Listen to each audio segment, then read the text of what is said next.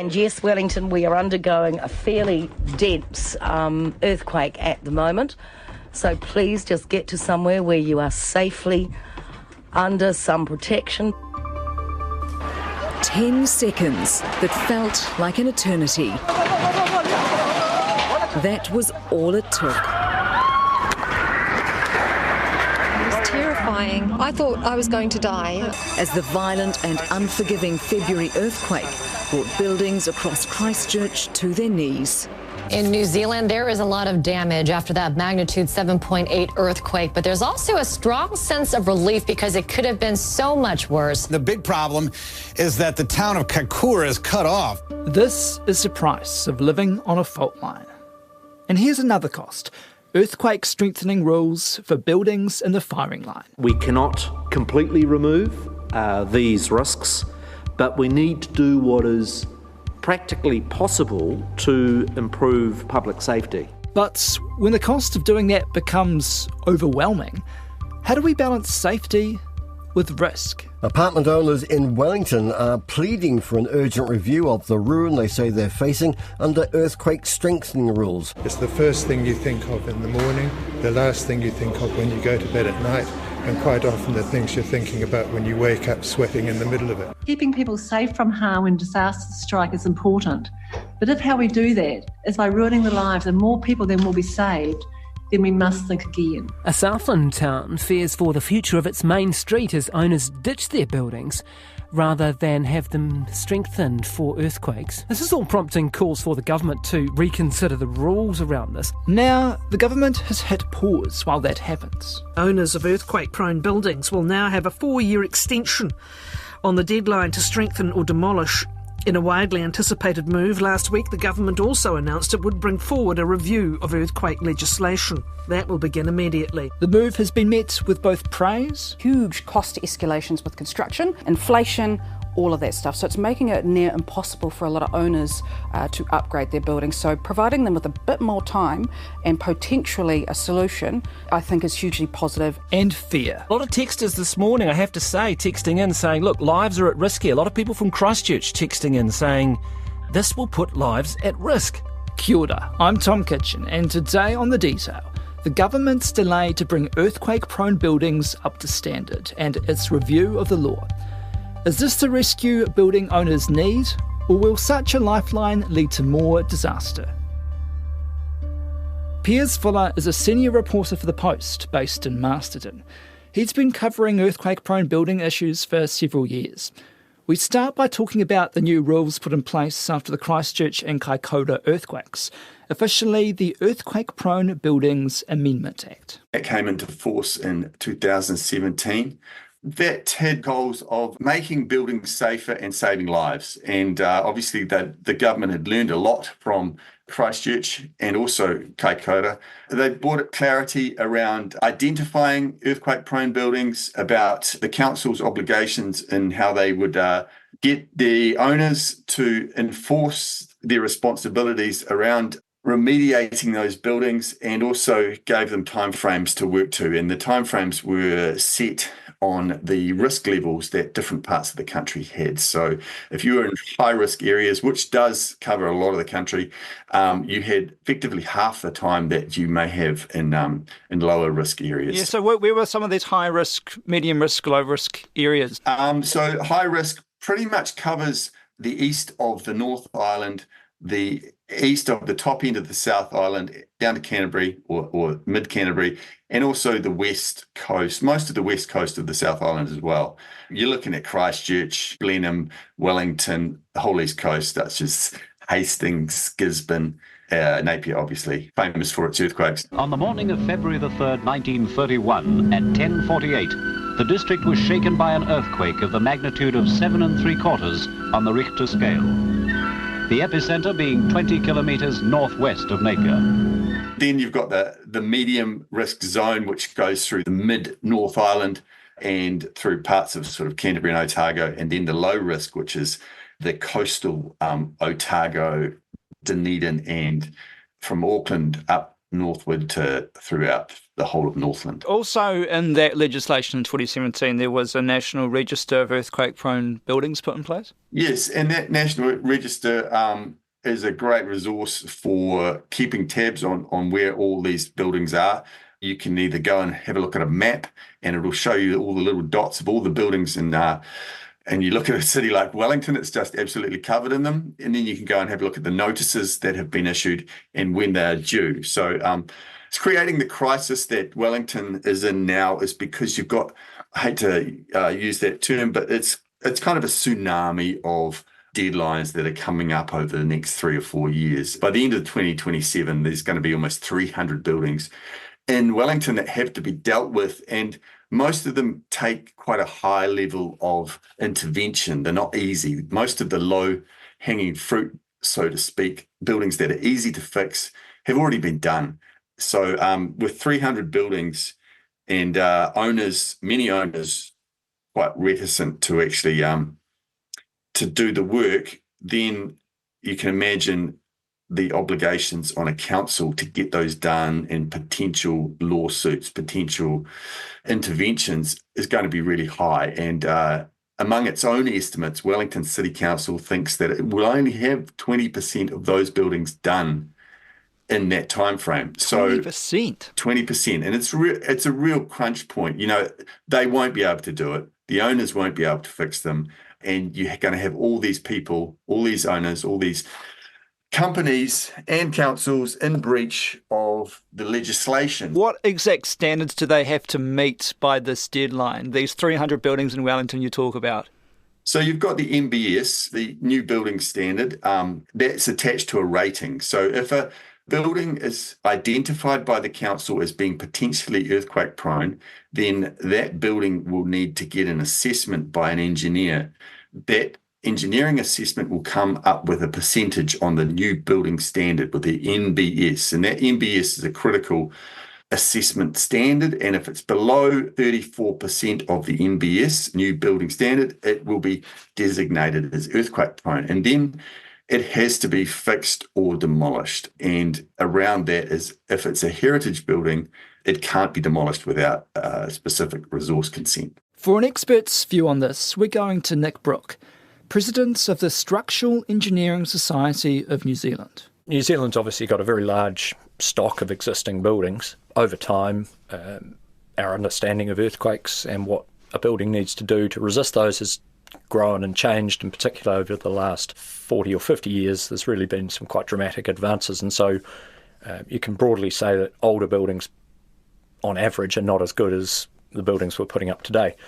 And so the rules on earthquake-prone buildings are part of the Building Act, which have a view to making sure that existing buildings are safe enough overall to not pose too much of a risk to people during earthquakes. The 2017 changes filled in a lot of the gaps and tightened things up. So those rules obviously came in because we had 2 very serious earthquakes. That's right. The earthquakes and the Royal Commission that followed them certainly revealed some confusions that existed in the existing rules. The 2017 changes essentially put in place a methodology that MBIE set, saying that engineers should use this specific set of rules when they're looking at existing buildings. It's not solved the problem perfectly, but it at least means everyone's got a reasonably common starting point. And there was a whole talk about the new building standard, right, and having to be up to 34%. What does that all mean? Yeah, correct. So we in New Zealand for new buildings have a building code, and that by and large calls up a variety of documents that set the standard that's required for a new building. Everyone recognises that it's unrealistic to expect all existing buildings to be brought right up to that standard. The Building Act says that for existing buildings, the minimum target standard is 1/3 of what's required for a new building, and that then flows through that if a building has less than that strength, when an engineer considers how it's put together and how it's configured and how big and tall it is and how heavy, if they find that the capacity is less than 1/3 of what would be required for the same building on the same site if it was put there new, then that gets described as what's a potentially earthquake-prone building. But despite everyone operating from the same rulebook, a lot of problems arose. Back to Piers Fuller. I've been dealing with some owners of a building in Wellington on Egmont Street. It's a heritage building called the Tea Store. It's a lovely building. Look, from the outside, it was refurbished with 19 apartments in 1999 to the code back then. I mean, it's a modern building on the inside. It's got beautiful apartments and it's got a lot of strengthening. You can see the steel strengthening throughout the building, and it's a lovely place to live. But subsequent engineering assessments have put it below the code, below the 34% of the NBS, and therefore it has to be fixed. You've got a situation where these owners own quite a high-end apartment, which would have been valued possibly $1 million these days. Now that value has almost been completely destroyed, possibly even comes with a liability because you can't knock the building down because it's got heritage listing. So they are in a building that stood up really well in the Kaikoura earthquakes. Pretty much no damage, as I understand, and they're perfectly happy to live there, yet they are now in breach of the law. It puts them in this almost intractable situation. They're occupying it basically in breach of the law, and they want the council to tell them what to do from here. Imagine you're an owner of one of those apartments and most of your wealth was tied up in your apartment, and you suddenly find that not only that wealth for your retirement or whatever could be wiped out, but you don't know if you're criminally responsible for just living there. And one of the residents is one of New Zealand's most famous architects. His name's Roger Walker. You know, he understands construction and how to build a safe home, and he's more than happy to live in there in perpetuity, which comes back to the thing, where do you place the risk? Because it's all about saving people's lives and preventing unnecessary deaths. But should people be allowed to carry risk if it's their own home and it's their own apartment and accept a small amount of risk? Because that's essentially what it is. There's a building in Masterton called the Public Trust Building. It's privately owned. It was decided by the government in the 1940s during the war that it was the best place to store the Treaty of Waitangi outside of Wellington in case of attack. So it was put in this building, I think it was for a couple of decades. Now that building, which was deemed to be the strongest, safest place in New Zealand at the time, is now earthquake prone. And that owner will have to fix it up. And these buildings also went through a prominent earthquake in 1941 in Wairarapa, which did a lot of damage and a lot of buildings were destroyed. This building stood up fine. So I guess this all comes back to the NBS rating. And is it capturing too many buildings? Some buildings which are pretty sturdy and safe to live in and to work in, are they being captured by these low engineering assessments? So that's one. Another big effect on Masterton is the town hall was deemed earthquake prone. It's been empty for about 5 years. There were replacement estimates for a new one went up to $70 million. You can imagine the Masterton ratepayers not wanting to pay $70 million for a new town hall, a new civic centre. That's what you get in these small towns. Masterton has 92 buildings which are earthquake prone, which is a lot for a small territorial authority to have to deal with that many owners.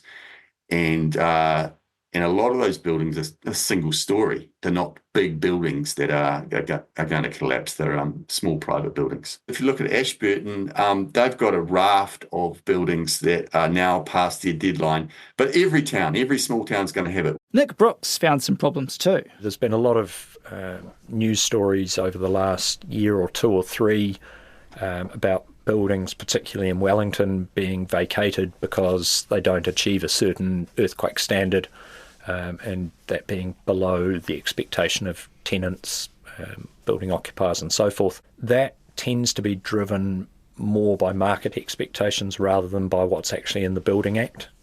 What do you mean? So the idea of percent MBS that's been adopted by the property market and tenants and building owners and so forth as a another means of distinguishing good buildings from better buildings, or better buildings from good buildings, and so on and so forth.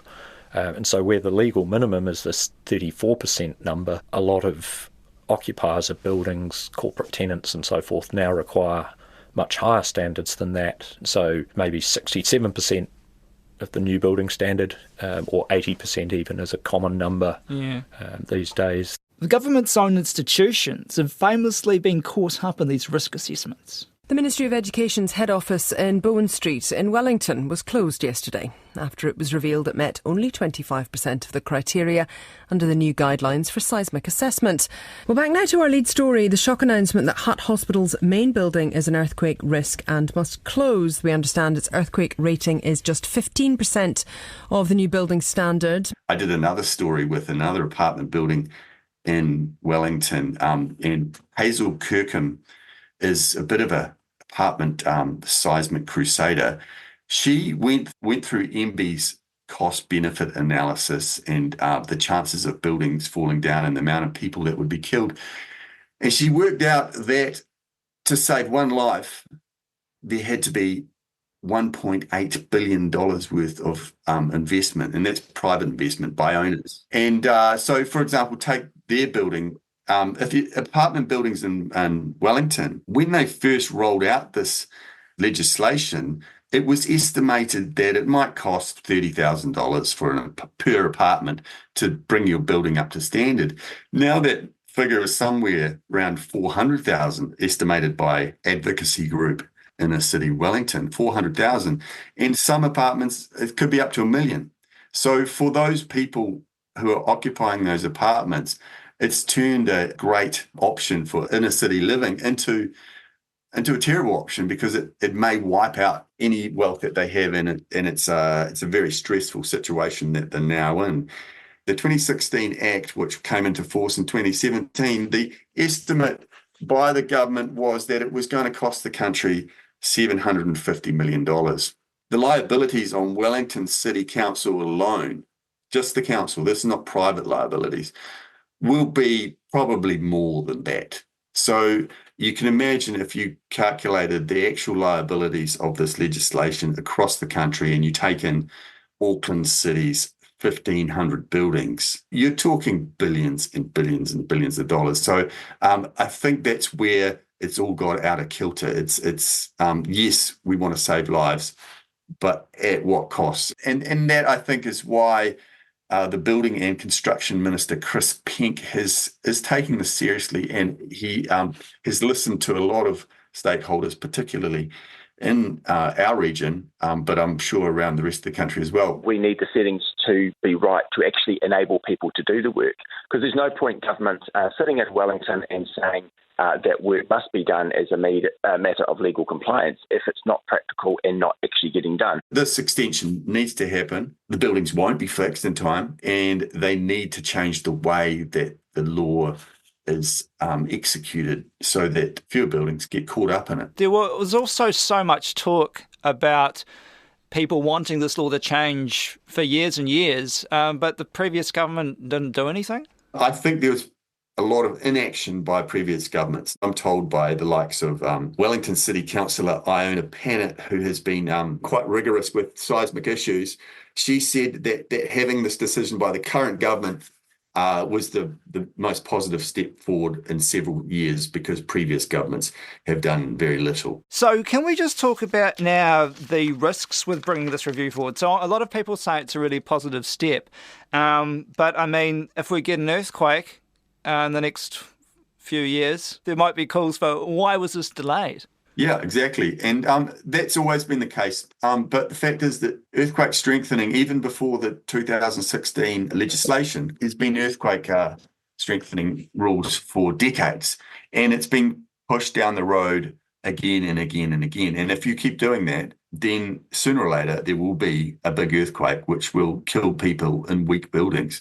So, I mean, I think people are aware of that. If you have a 4-year extension now, that 4-year period, there could be a massive earthquake. So there is a risk there. And I think the justification of the risk is that the legislation needs to be reworked to be more workable for those owners. Piers, what if we get, worse buildings that won't cope as well in quakes? There's going to be less red tape, so less regulation on them, and that could have an effect if this review means it's going to be watered down. Yeah, and that's what the government's got to do. That's the tricky line that the government's got to walk down, and MBIE has got to work out. How can you change these engineering requirements so that the buildings are as safe as they possibly can be in an economic way? Back to Nick Brooke.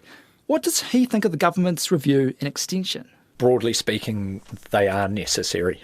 I think a key driver is that probably there's been a lot of feedback, probably formal and informal, and just the noise in the news stories and so forth that suggests that there are aspects of the current system, whether it be the legal minimum, which probably affects smaller town New Zealand more, whereas in the bigger cities, I think a lot of the issues that have arisen are driven more by this expectation of tenants for a higher standard. You're pretty positive about this review happening, but there are still risks there, aren't there? I mean, if we delay doing these buildings up, if there's a quake, we've lost it, yeah? Yeah, exactly.